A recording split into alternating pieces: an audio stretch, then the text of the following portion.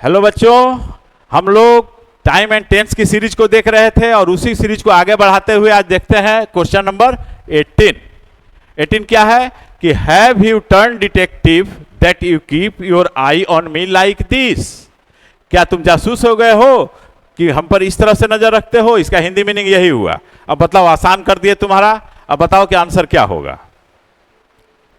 तो have U turn detective that you keep your I on me like this, तो यह भी वाक्य बिल्कुल सही है। इसका आंसर होगा नो एरर। क्यों सही है? क्योंकि यहां पर क्या है कि डिटेक्टिव हो गए हो, यानी कि प्रेजेंट परफेक्ट का मीनिंग है।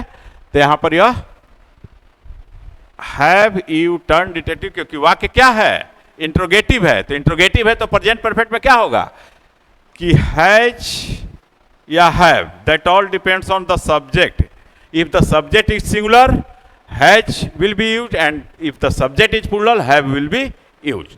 तो has oblique have plus subject plus V3 plus other words, जो भी शब्द रहेगा, उसके बाद नोट ऑफ इंट्रोगेशन, क्योंकि यह सेंटेंस क्या है? इंट्रोगेटिव है, क्योंकि यहां पर क्या दिया हुआ है? नोट ऑफ इंट्रोगेशन दिया हुआ है। यहां दो क्लाउज है। तो एक चीज और ध्यान रखना बच्चों कि यदि दो क्लाउज दिए हुए हो और पहला क्लाउज इंट्रोगेटिव हो तो बाद में क्या होता है?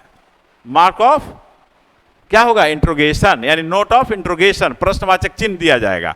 लेकिन यदि पहला क्लाउज अफर्मेटिव हो और दूसरा क्लाउज इंट्रोगेटिव हो तो दोनों असर्टिव स्ट्रक्चर यूज किया जाता है। इसको हम डिटेल्स में जब सेंटेंस पढ़ाएंगे उस समय बतलाएंगे। तो इस दिए हुए वाक्य में आपका आंसर क्या होगा? डी होगा, यानी वाक्य बिल्कुल सही है। तो इस तरह के प्रश्न आपके एसएससी के सारे एग्जाम्स में पूछे जाते हैं।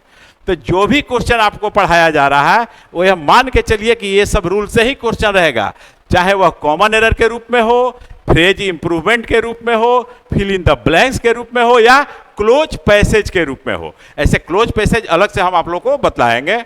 अभी फिलहाल इसको उम्मीद करते हैं कि आप समझ गए होंगे। Okay, that's all.